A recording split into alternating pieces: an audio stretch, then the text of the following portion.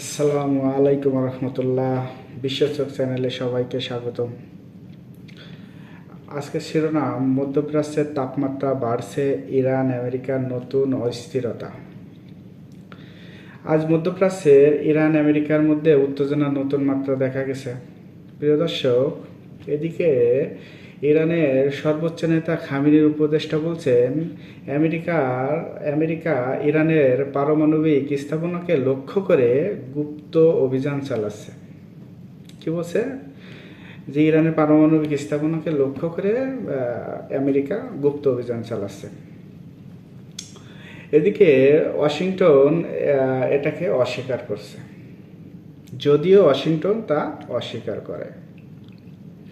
প্রিয় দর্শক, এদিকে আবার গত 24 ঘন্টায় ইরানের Islamic revolutionary guard corps IRGC পারস্য উপসাগরের দুইটি মার্কিন ড্রোনকে উস্কানিমূলক কাছাকাছি আসার অভিযোগ সতর্ক করছে।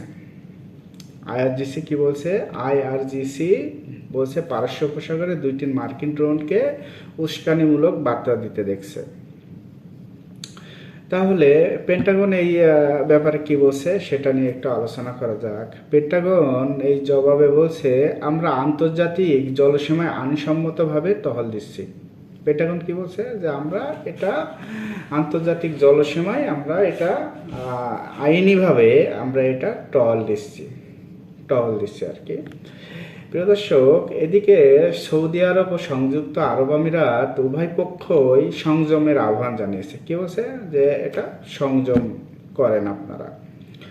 তো এদিকে যুক্তরাষ্ট্র ও ফ্রান্স বলছে যে ভিয়েনা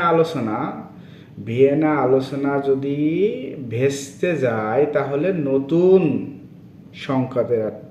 সংকট হতে পারে। বলছে যুক্তরাষ্ট্র ফ্রান্স বলছে ভিয়েনা আলোচনা ভেস্তে গেলে নতুন সংকট অনিবার্য। দর্শক, আমাদের হাতে এখন সর্বশেষ যে সংবাদটা আছে সেটা আপনাদের বলি, যে ইরানের পররাষ্ট্রমন্ত্রী আজ বিকালে রাশিয়ায়